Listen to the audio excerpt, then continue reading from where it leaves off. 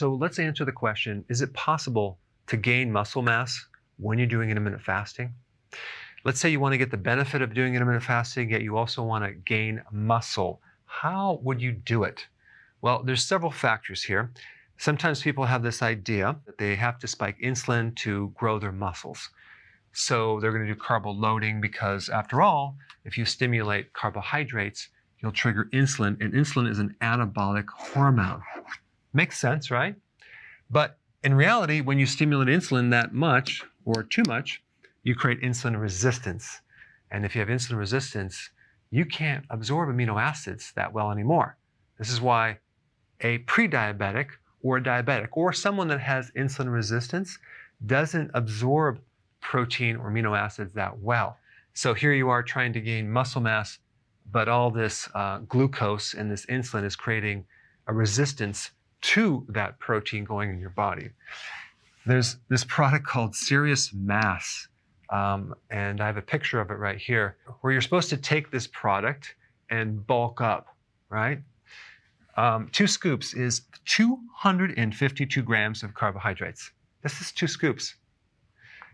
And the first ingredient is maltodextrin, okay? This is way worse than sugar. It's way worse than high fructose corn syrup. It's like 110 on the glycemic index. So what's going to happen? You are going to bulk up, but you are going to bulk up with a lot of fat. This is going to spike your blood sugars and create a lot of complications. All right, let's talk about some other factors. I'm going to recommend you do 2 meals a day, okay, if you're trying to develop more muscle mass, not 1 meal a day, but 2 meals a day. And at the very minimum, do intermittent fasting 16 hours. So you're basically fasting for 16 hours and you have an 8-hour eating window. So let's say your first meal is at 10 in the morning and your next one is at 6. And you can do any pattern you want, but just starting out, this would be the very minimum to start seeing improvement, because we want to do intermittent fasting to spike growth hormone. But as you do it, you want to start increasing this more and more and more and more until you get to a point where this fasting is 21 hours and a 3-hour eating window if possible.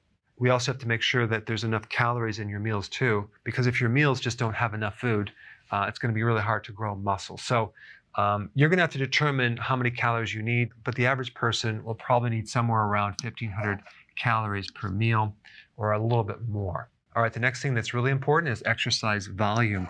Exercising enough, using heavy weights, really working your body to the point where you are getting sore and you're creating change. All right, number 3, carbohydrates. Maybe you want to keep your carbs on the high end, but not go over 50 grams. Well, depending on your age, let's say you're younger, maybe you do 60 grams, maybe even 70 grams, but don't go any higher than that. That way we get the benefits of ketones. So you're consuming enough carbs to keep normal insulin. So when you do a low carb diet in intermittent fasting, we're not bringing this down to 0. All we're doing is bring it to a normal range. So you're still going to have the anabolic effect of insulin, but you're just not going to have the insulin resistance. So as you do this, you're going to have the benefit of absorbing these amino acids too. So that brings us to number 4, having a complete protein. Branch chain amino acids are not complete. You cannot build muscle protein with just a partial profile of amino acids. You need the most complete protein. And the best protein out there would be the egg protein, okay? Fish is good. There's other types of essential amino acid blends, especially when you're taking them with the fasting, just to really make sure 100% that you're not actually losing any muscle at all. But that being said, if you're fasting 16 hours up to 21 hours, you're not going to be losing any muscle. And also make sure you have enough amino acids. So 6 to 8 ounces per meal. Depending on your age, if you're a little younger and you're more active, maybe you do 9 ounces per meal. Now, nutrients. You don't just build muscle with protein. You need other nutrients, calcium, B vitamins, magnesium, vitamin D, potassium. Very necessary, and this is why you want to do the healthy version of keto. Some other factors that can slow you down is having high cortisol. That's the stress hormone. And that can come from not sleeping. So sleeping increases growth hormone, and cortisol inhibits growth hormone. So this is one way to really create a loss of muscle mass. And this is One problem with women going through menopause is the adrenals are backing up the ovaries, and there's a spike in cortisol, and a lot of times they have a loss of muscle, and it looks like fat, but it's atrophy.